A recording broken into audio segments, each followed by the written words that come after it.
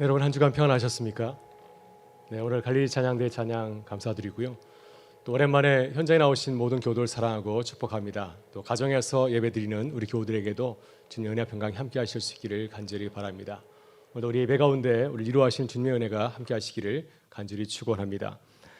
잠시 말씀을 나누기 전에 교회 시위와 관련하여서 교회 입장과 뜻을 말씀드리려고 합니다. 우리 교회는 지난주 은평구청 앞에서 1인 시위를 시작을 하였습니다. 월요일부터 금요일까지 아침 8시부터 오후 4시까지 8시간 동안 네 분의 장로님이 2시간씩 차례대로 침묵 시위를 하였습니다. 교회의 절박한 상황 그리고 재척을 원하는 교회의 뜻을 구청에 전달하였습니다. 지난주는 한파론에서 무척 추운 날씨였습니다. 장로님께서 어려운 여건 가운데 참여해 주셨는데 감사를 드립니다. 그동안 우리 교회는 재척과 관련해서 시위를 한 적이 없습니다. 가능하면 시위를 하지 않으려고 하였고 다른 여러 가지 방법을 통하여서 최선을 다했지만 큰 진전이 없었습니다. 그래서 이제 곧 사업 시행 인가를 앞둔 교회의 절박한 그 사정을 알리기 위해서 1인 시위를 하게 되었습니다. 우리 교우들께서 이 점을 이해해 주시고 또 기도해 주시면 감사하겠습니다. 사실 그동안 우리 교회는 교회 절박한 사항을 교회 안팎에 알리기 위해서 시위를 해오고 있습니다. 지난 여름부터 지금까지 4차례에 걸쳐서 교회 재척을 위한 정교회인 기도회를 진행하고 있습니다. 작년 7월 4주간 정교인 기도회를 하였고요. 또 이어서 40일 금식 기도 릴레이를 하였습니다. 또 이어서 9주 동안 에스더 정교인 수요 기도회를 진행하였고요. 또 지금은 10주 에스라 정교인 사순절 수요 기도회를 지난 2월 3일부터 부활절 다음 주인 4월 7일까지 진행할 예정입니다. 정교인 기도회는 우리 교회의 간절한 뜻을 교회 안팎에 알리는 공식적인 우리 교회 집회 시위라 할 수가 있습니다. 여러분, 시위는 정상적인 방법이 통하지 않을 때 우리의 억울함과 절박함을 호소하는 방법입니다. 예수님께서도 불의한 재판관에게 찾아가서 억울함을 호소한 가부의 이야기를 들으시고 또한 공감하셨습니다. 그리고 우리의 기도를 들으시는 주님을 믿고 기도하게 되면은 우리의 기도를 들으시겠다고 말씀하셨습니다.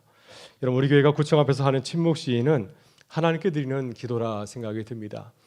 그래서 우리 교회가 기도하는 마음으로 1인 시위에 또 위에서 중보 기도해 주시면 감사드리겠고요. 또 이러한 그 우리의 외침을 통하여서 우리의 침묵으로 하는 그런 시위를 통하여서 구청과 또 조합이 마음을 열고 교회의 뜻을 이해하고 잘 해결할 수 있는 길이 열릴 수 있도록 기도에 참여해 주시면 감사드리겠습니다. 여러분, 우리가 함께 은강교회를 섬기는 성도로서 또 적극적인 관심, 기도, 또 참여를 부탁을 드리겠습니다.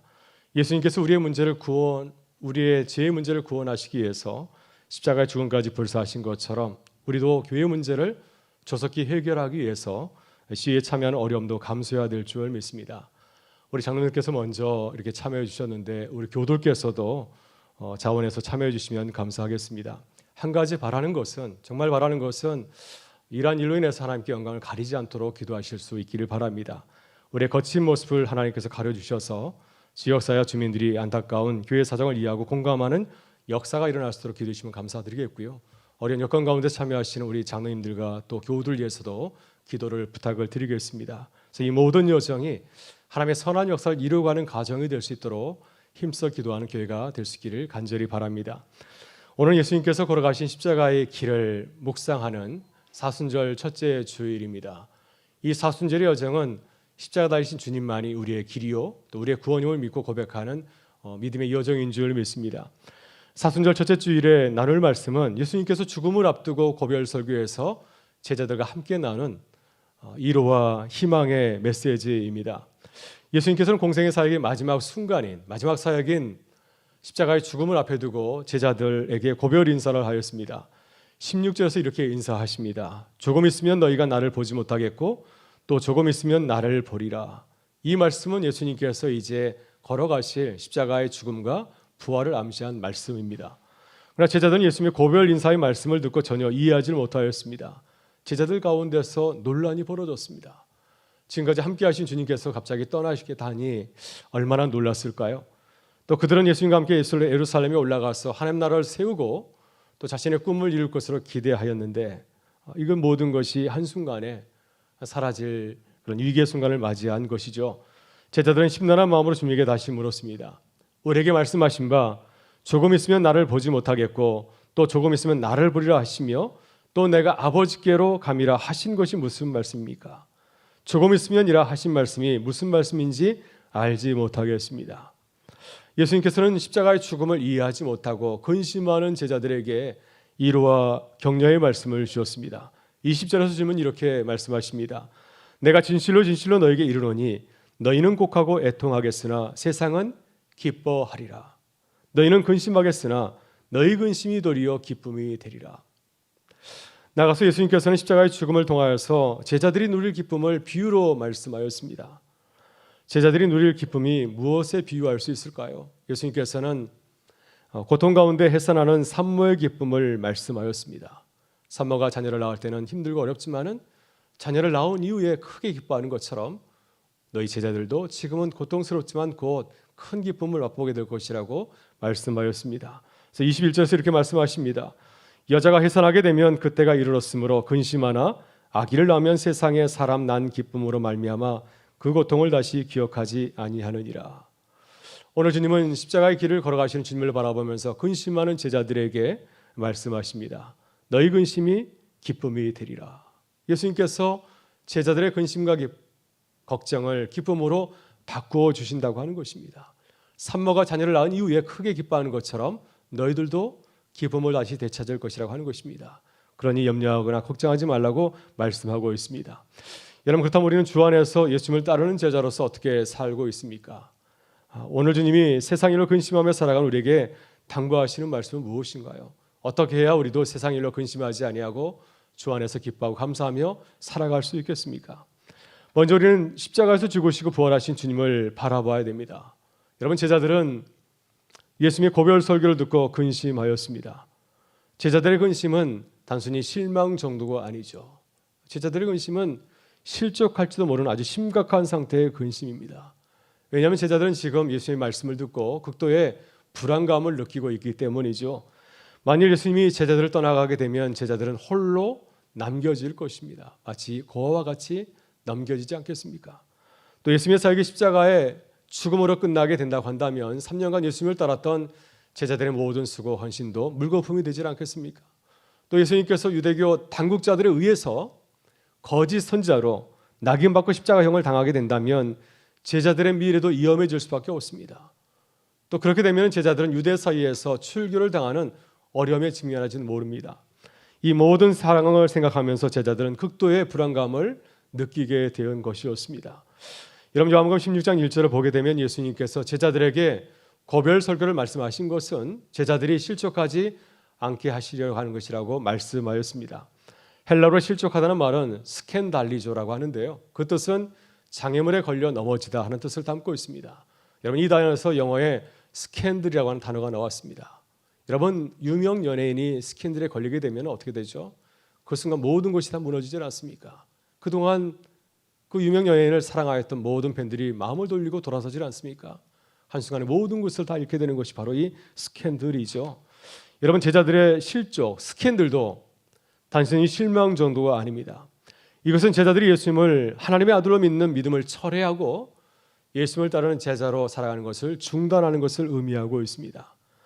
예수님께서는 제자들의 근심과 걱정을 충분히 이해하고 예상하였습니다. 제자들이 실족할 것도 이미 알고 있었습니다. 실제로 제자들은 어떻게 되었습니까? 실족하지 않았나요? 예수님을 부인하고 도망치기에 급급하였습니다. 그래서 주님은 제자들에게 위로의 말씀을 하셨습니다. 주님은 십자가의 죽음과 부활을 비유로 말씀하셨는데 십자가의 죽음을 무엇에 비유할 수 있을까요? 우리에게 찾아오는 고난을 어떻게 비유할 수 있겠습니까? 그것은 잠시 일어나는 일이라고 하는 것입니다. 잠시 주님을 보지 못하지만 잠시 후에는 주님을 볼 것이라고 약속하였습니다. 그래서 16절에서 주님은 이렇게 말씀하십니다. 조금 있으면 너희가 나를 보지 못하겠고 또 조금 있으면 나를 보리라. 오늘 본문을 보면 예수님께서 고별 설교를 하시면서 강조하신 말씀이 있습니다. 어떤 말씀이 계속 반복해서 나타나고 있습니까? 조금 있으면 이란 말씀을 강조하고 있습니다. 이 말씀이 이 본문 안에서 7번이나 반복되고 있습니다. 여러분, 조금 있으면 뜻은 무슨 뜻일까요? 제자들이 걱정하는 일, 십자가의 죽음이 오랫동안 일어나는 것이 아니라 잠시 일어난 일이라고 하는 것입니다. 그러니 조금만 참고 견디면서 기다릴 것을 당부하고 있습니다. 그러나 우리가 잘 아는 대로 제자들은 잘 참고 기다리질 못하였습니다. 왜 그들이 잘 참지 못하였습니까? 잠시 십자가에 달려서 죽으셨다가 부활하실 주님을 믿고 바라보지 못하였기 때문이죠. 만일 그들이 십자가에서 죽으시고 3일 만에 부활하실 주님을 믿고 기다렸다면 그들은 잘 참고 견딜 수 있었을 것입니다.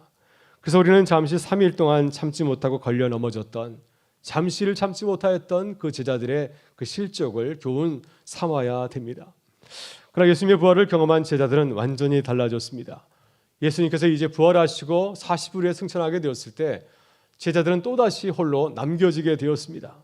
그러나 이번에는 제자들이 실족한 것이 아니라 성령이 오실 때까지 참고 기다리는 제자로 거듭나게 되었습니다.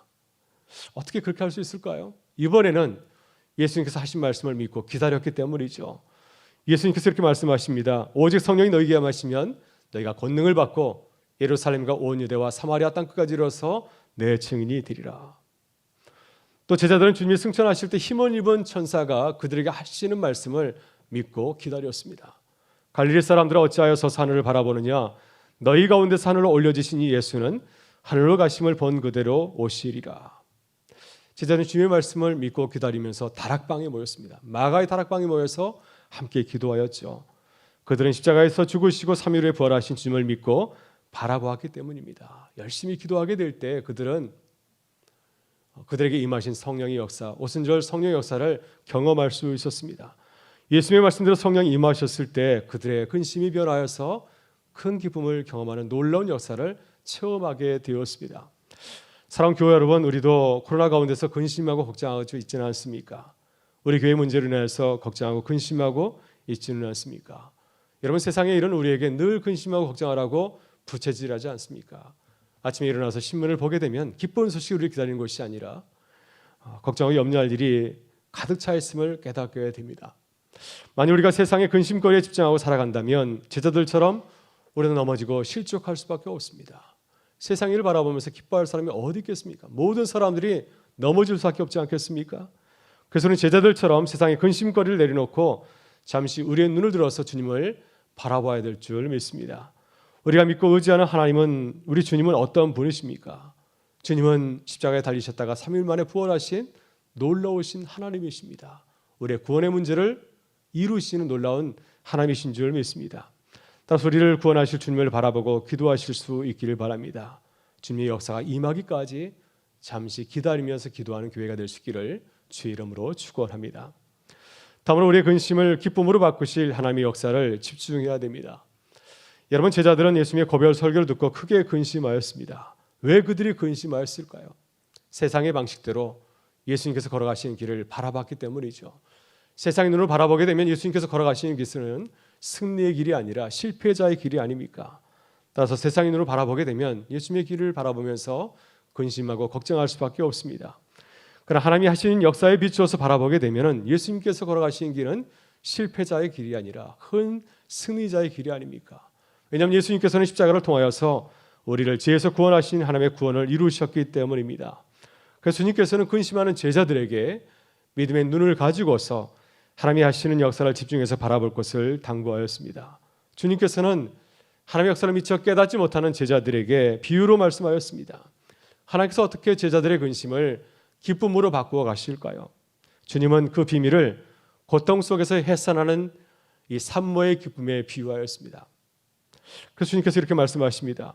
여자가 해산하게 되면 그때가 이르렀으므로 근심하나 아기를 낳으면 세상에 난 기쁨으로 말미암아 그 고통을 다시 기억하지 아니하느니라. 그래서 잠시 우리에게 고난의 순간이 있지만은 그것은 지나가게 되고 그 고난의 순간을 지나게 되면 큰 기쁨이 우리에게 찾아오신다고 하는 말씀입니다. 여러분, 십자가의 역사가 이와 같습니다. 예수님께서 십자가에서 육체의 휘장이 찢어지는 큰 고통을 겪지 않았습니까? 그러나 그 피 흘림의 역사를 통하여서 교회가 태어나게 되었고요. 우리의 죄의 문제가 해결되고 우리가 구원을 받게 되었습니다. 제자도 해산하는 여인과 같이 예수님이 십자가에서 달리셨을 때 큰 고통을 겪게 되었습니다. 그들 모두가 실족해서 주님을 부인하고 도망치기에 급하지 않았습니까? 그러나 이 고난의 역사에 참여하게 될 때 하나님의 구원을 경험하는 놀라운 기쁨을 누리게 되었습니다. 따라서 우리는 고난을 통해서 이루어 가시는 하나님의 구원의 역사에 집중해야 될 줄 믿습니다. 그러면 주님의 말씀처럼 우리의 근심이 변화해서 기쁨을 누리는 은혜를 경험하게 될 줄 믿습니다. 이와 같은 은혜가 우리 가운데 함께 하실 수 있기를 간절히 바랍니다. 이런 미국 존스 홉킨스 대학병원에서 소아정신과 교수라는 진아영 교수가 마음이 흐르는 대로 하는 책을 썼는데요. 이 책에서 한 재미있는 이야기를 소개하고 있습니다. 평범한 사람과 월등한 사람의 차이를 이야기를 하고 있습니다. 사회적으로 성공한 200명을 인터뷰하고 분석을 하였다고 합니다. 사람들에게 이러한 질문을 던졌습니다. 내가 당신에게 공짜로 100시간을 주면 그 시간을 어떻게 사용하시겠습니까? 당신은 당신의 장점을 개발하는 데 사용하겠습니까? 아니면 당신의 약점을 보완하기 위해서 이 100시간을 사용하겠습니까? 여러분 어떻게 하시겠습니까? 대부분의 평범한 사람들은 100시간 중에 상당 시간을 자신의 약점을 보완하는 데 사용한다고 대답을 하였습니다. 그러나 월등한 사람들은 내게 주어진 시간의 상당 부분을 내 강점을 보충하는 데 투자하겠다고 대답을 하였습니다.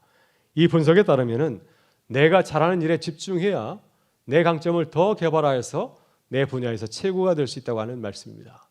그래서 선택과 집중이 매우 중요하다는 말씀을 하고 있습니다. 여러분, 우리는 어려운 일을 만났을 때 어떤 일에 집중하시나요? 우리는 세상의 일에 집중하고 있습니까? 아니면 하나님이 하시는 일에 더 집중하고 있습니까? 탁월한 믿음의 사람이 되기 위해서 우리가 어떤 일에 더 집중해야 될까요? 여러분, 예수님은 어떤 일에 집중하셨습니까? 예수님께서는 하나님이 하신 일에 더 집중하였습니다. 십자가의 일이 가져올 놀라운 십자가의 구원의 역사를 바라보시고 주님께서는 그 길을 걸어가셨습니다. 그래서 우리에게 믿음의 좋은 본을 보여주었습니다. 여러분, 우리는 날마다 변하는 세상 속에서 변하지 않는 하나님의 역사를 집중해서 바라보고 또한 기도하실 수 있기를 바랍니다. 주님의 확실 역사를 바라보면서 믿음으로 걸어가는 교회와 성도가 되실 수 있기를 주의 이름으로 축원합니다. 마지막으로 우리의 근심을 기쁨으로 만드시는 성령 하나님을 기대해야 될 줄 믿습니다. 요한복음에서 예수님이 고별 설교를 하시면서 강조하신 것이 있습니다. 여러분, 공간복음서에서는 마태복음, 누가복음, 마가복음에서는 예수님께서 제자들에게 십자가의 고난과 죽음에 대해서 세 차례에 걸쳐서 예고하셨습니다. 그러나 요한복음에서 예수님께서는 제자들에게 고난과 죽음에 대해서는 그리 크게 강조하지 않습니다. 대신에 요한복음에서 예수님께서 제자들에게 강조하신 것은 보혜사 성령에 대한 말씀입니다. 이 말씀을 세 차례에 걸쳐서 예고하셨습니다. 그래서 예수님의 마지막 공생의 사역은 무엇입니까? 십자가의 죽음으로 끝나는 것이 아니라 예수님께서 성부 하나님께 가셔서 성령 하나님을 제자들에게 파송하는 것, 이것이 예수님 자신의 마지막 사역이라고 소개를 하고 있습니다. 요한복음 14장 16절에 주님은 이렇게 말씀하십니다. 성령에 대해서 예고하십니다. 보혜사 곧 아버지께서 내 이름으로 보내실 성령, 그가 너에게 모든 것을 가르치고 내가 너에게 말한 모든 것을 생각나게 하리라. 성령을 보내신다는 말씀입니다. 또 요한복음 16장 13절에서도 성령에 대해서 이렇게 말씀하셨습니다. 그러나 진리의 성령이 오시면 그가 너희를 모든 진리 가운데 인도하시리니 그가 스스로 말하지 않고 오직 들은 것을 말하며 장래일을 너에게 알리시리라. 여러분, 솔직히 제자들은 예수님이 떠난 뒤에 홀로 남아졌을 때 그 모든 일을 감당할 능력이 없습니다. 예수님께서 하신 일을 제자들이 감당할 능력이 전혀 없습니다. 제자들은 이러한 상황을 미리 상상하면서 크게 염려하고 걱정한 것이었죠. 주님께서는 제자들에게 근심하지 말라, 기뻐하라고 말씀하셨습니다. 이렇게 말씀하시는 그 이유가 무엇일까요? 주님께서 제자들에게 성령을 보내실 것이기 때문이죠. 성령께서 그들과 함께 하시고 그들이 근심하는 일을 기쁨으로 바꿔가실 것이기 때문입니다. 그래서 주님께서는 성령이 주실 기쁨을 기대하라고 말씀하였습니다. 22절의 말씀입니다. 지금은 너희가 근심하나 내가 다시 너희를 버리니 너희 마음이 기쁠 것이요 너희 기쁨을 빼앗을 자가 없으리라. 여러분, 우리가 어려운 일을 만났을 때 근심하고 걱정하는 것은 무슨 이유 때문입니까? 나 혼자 있기 때문이라고 생각하기 때문이죠.